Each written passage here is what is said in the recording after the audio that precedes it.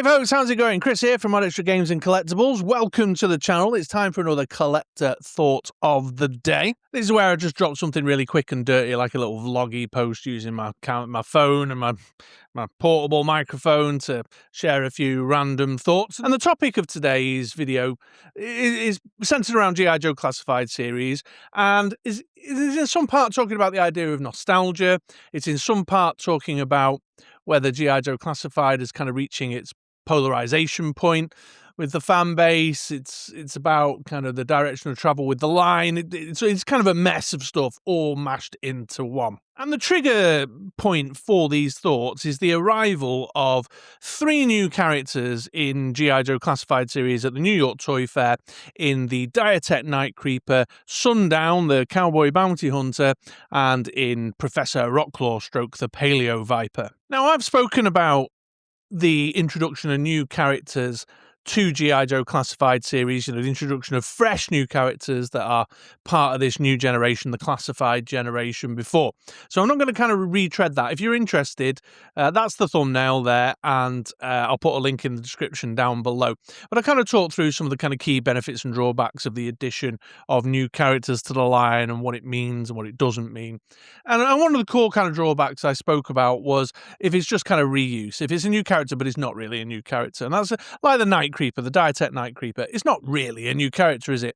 It's leaning into a kind of new concept that they're kind of exploring with this Diatech idea and crystal ball sort of hallucinogenic occulty stuff, freaking Joes out and making them see these mad creature hallucinations and things. But it's still, a Night Creeper just in a set of repaint colours and a Diatech head thrown in for good measure, But Sundown and Professor Rockclaw, fresh new characters, like completely created by the G.I. Joe Classified series team from the ground up. And in the comments on my rundown, my recap of the New York Toy Fair announcements, and then around and about just generally on the socials and stuff, and with my bros on the Frontline Discord, I've seen some conversation kind of go back and forth around the Professor Rockclaw and this idea of a mutant dinosaur pet kind of thing, and is a cowboy right for G.I. Joe or not, that kind of thing, And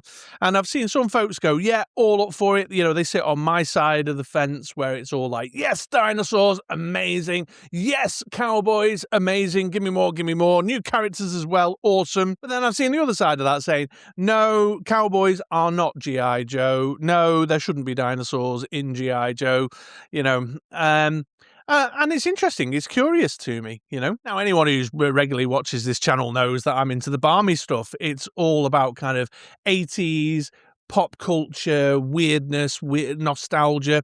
And so the introduction of a cowboy into the G.I. Joe lineup works for me because it connects to the sort of toy box mix and match gameplay I did with my toys when I was a kid. Same again with a kind of dinosaur wrangler dude. I can parse it in my head in terms of the concept of G.I. Joe because Dr. Mindbender creating mutant warriors, it's happened in the cartoons, it happens in the comic books, it's like a thing, it's like a cornerstone of a lot. I mean, Serpentor is a Dr. Mindbender piece of madness, but again, it also connects to the 80s child in me who, again, in the kind of toy box on the living room carpet play, used to mix and match and would quite happily, have a dinosaur fight with a transformer while a visionary was battling a G.I. Joe with Darth Vader watching on.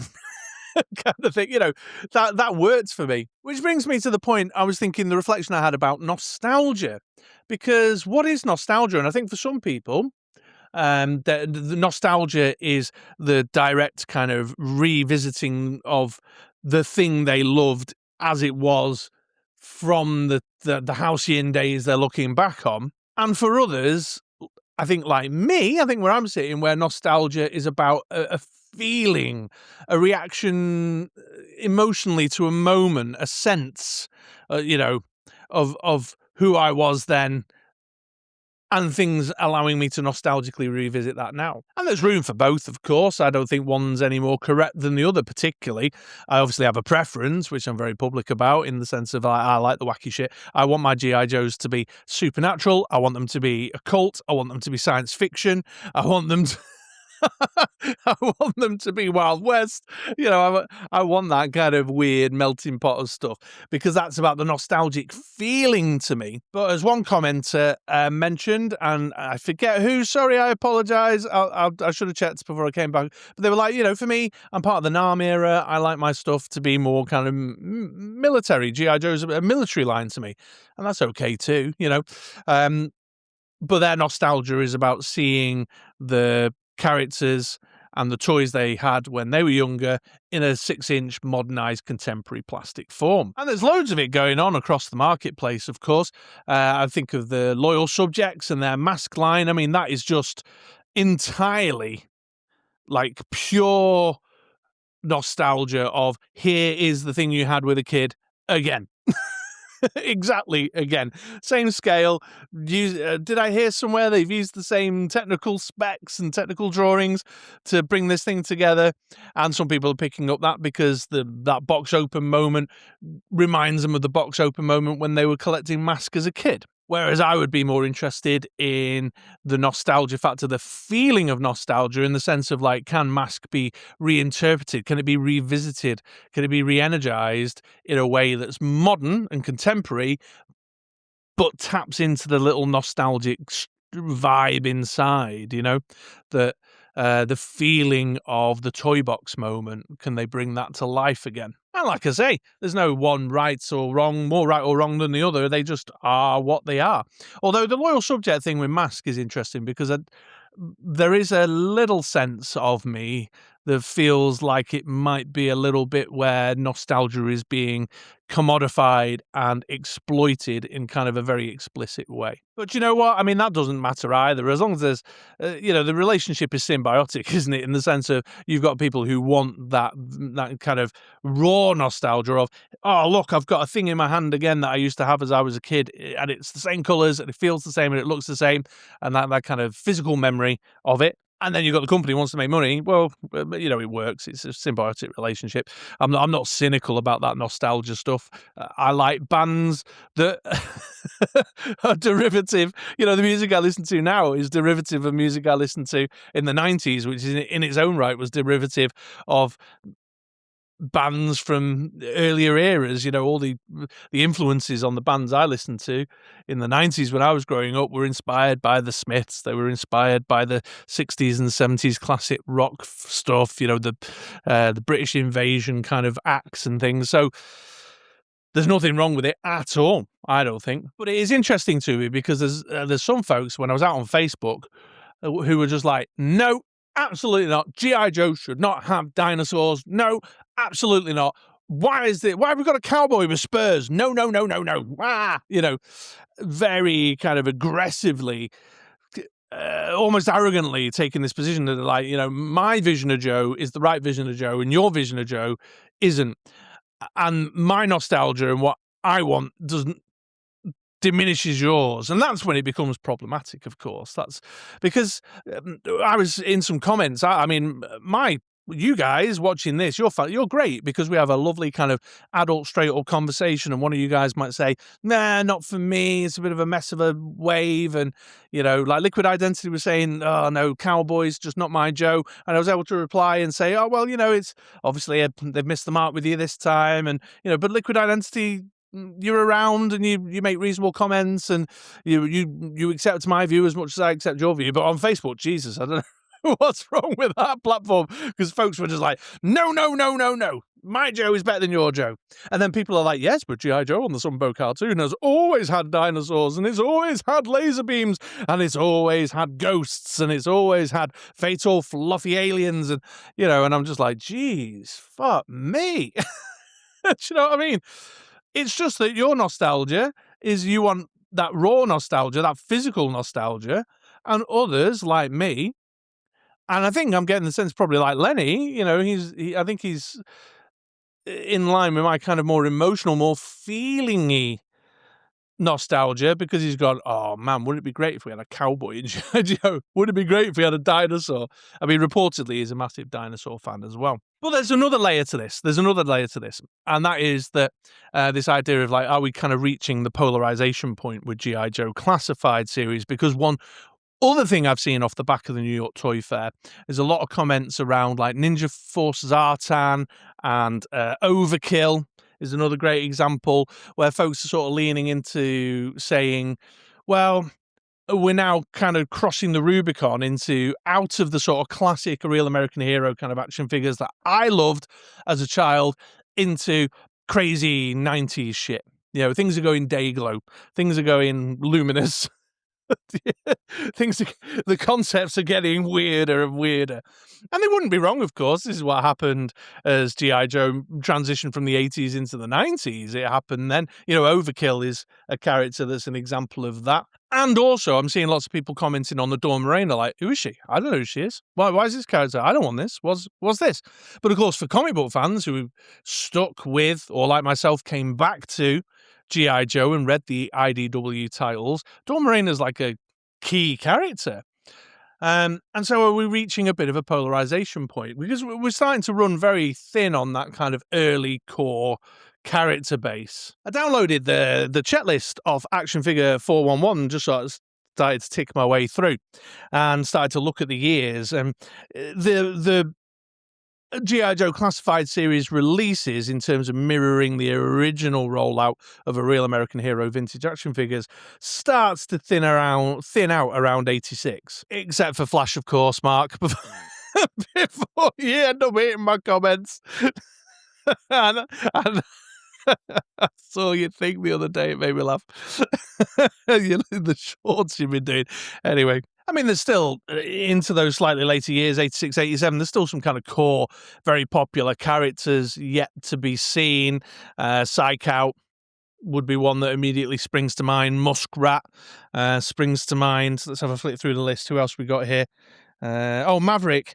I was thinking about Maverick, actually, a bit earlier on, because I was playing around with my Crazy Legs, and I was thinking about that story arc with Crazy Legs and Maverick and Wild Bill, rescuing the hostages in the helicopter, and Zorana and Monkey Wrench and Thrasher are with them. There's only a couple of issues. But anyway, I was thinking about Maverick earlier today. Anyway, I'm in the weeds, getting back on track. Yeah, so we're still into sort of 87, 88, even into kind of 89, and tipping into the 90s a little bit, but it starts to thin out at that point.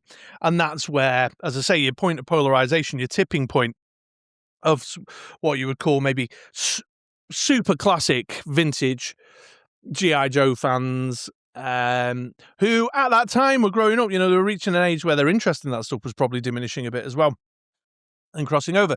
So you've got, anyway, getting back to the point, you've got this combination of the introduction of new characters, which is polarizing opinion because of, you know, they're not the physical nostalgia that folks are looking for, at the same time as the line is starting to move forward into the recreation of the original G.I. Joe, that was, again, polarizes opinion because it's the point at which a lot of people jump off. Folks, you know, stopped reading the comic books when it got all kind of Ninja Force and 90s, and they weren't interested in buying, you know, crazy Dino Hunter sets or Space Force sets or, you know, whatever else. So, yeah, it's interesting. It's very, very interesting. Now, I still think there's plenty in G.I. Joe to keep both camps happy, you know, and as I've discussed many times in the comments, like there was a commenter the other day, the Scream, I think it was the Scream. He said, you know, isn't taste funny? You know, isn't taste funny how, like, you know, your taste leans one way and my taste leans the other way? And I said, yeah, but isn't it great that this IP is able to bring us two together, that there's enough in it? And the Scream was like, yeah, I totally agree, man. It's fantastic, you know. And so I think there's still plenty of territory and plenty of ground for the line to serve the needs of the, you know, the toy soldier space, you know, the military line kind of space, and serve the needs for me. I think what this just recent tranche of raft of releases at New York Toy Fair, I think one of the problems was the balance was a little bit off, and that it was very kind of the wackier or the more out there or the less known, like I say, Dawn Morena, people were like, who is she? Zanya, comic book character, why who's this weird comic book character on my swamp skier I want for my Zartan? You know, the classic character they did give us, airtight, bright yellow and green. You know what I mean? Overkill, Ninja Force, Zartan, what's all this about? New characters, Sundown, new characters, the Paleo Viper, so I think that there's something about striking a balance between, like, when a wave comes out, classic character, classic look character with, I don't know what the balance of that would be, but there's something there about that. There's something about again, as a commenter described it, the mixed bag that this recent Rafter releases was, because I think when you're waiting for or looking for something out of the line that you're passionate for, and then there's just nothing there, you're looking at it like, there's nothing here for me. Nothing here for me. Oh, except for the new Legacy Trooper, which is frankly just a Frankenstein of reuse, then you start to say, well, I'm not spending any money on this line now, and when's the stuff that I want coming? How long have I got to wait for a Flash? Even though, of course, we all know they're holding things like the Thunder Machine and Flash back to keep people on the end of the rod, But in any case, so right, I'm going to stop there now because I'm going to get close to repeating myself, and I'm sort of waffling in the weeds there. But yeah, interesting moment in time where a wave of releases, as the like of which we've just seen or announced, is that moment of, these different camps, these different fan camps that sit within the G.I. Joe kind of fan base are a little bit kind of, the difference stands out, and is potentially the polarizing moment for G.I. Joe Classified, just the same way as it was the polarizing moment moving from the 80s into the 90s that started to spell the end that came in 1994. I certainly hope not. I mean, don't get me wrong, this video is not about me hoping that that's the case. I want it to have a very long life. I want it to go on like Marvel Legends goes on, and so, like, really obscure comic book characters get releases. But yeah, anyway, share your thoughts on that in the comments down below. I don't really, once again, like always with these collector thoughts, I don't really know what my point is. It's just an observation, I suppose. But yeah, drop in the comments down below, share your thoughts. I'd be interested to hear from you. Otherwise, thanks for watching, folks. Take it easy. Come back around for another video sometime soon, and have yourselves a great day. All right, ta-ra now.